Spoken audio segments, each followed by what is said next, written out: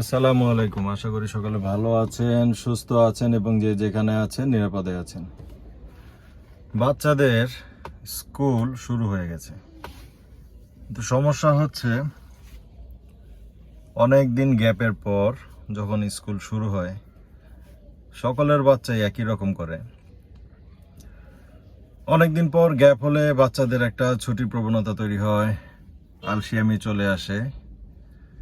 শীতকাল, তারপরও আল্লাহর রহমতে ওরা আহিল রাফা আজকে স্কুল শুরু করলো। একজন প্লেতে, একজন ওয়ানে, একজন নার্সারি, একজন ওয়ানে। তো প্রতি বছর স্কুল থেকে যে সরকারিভাবে বইগুলো আসে সেগুলো নিয়ে কিছুটা সমস্যা হচ্ছে, যেটা হওয়ার কথা না বা উচিত না। তারপরও বাচ্চাদের এক্সাইটমেন্ট থাকে, একটা নতুন বই আসবে।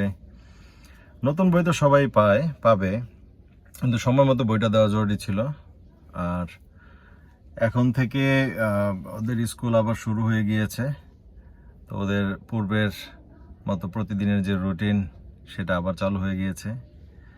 তো বাচ্চাদের যে জিনিসটা খেয়াল করলাম, দীর্ঘদিন ছুটি থাকলে এই ছুটির মাঝখানেও ওদের অল্প করে হলেও পড়ার যে অভ্যাসটা, যে প্র্যাকটিসটা থাকে, যে অভ্যাসটা থাকে, সেটা কিছুটা হলেও কন্টিনিউ করা উচিত ছিল।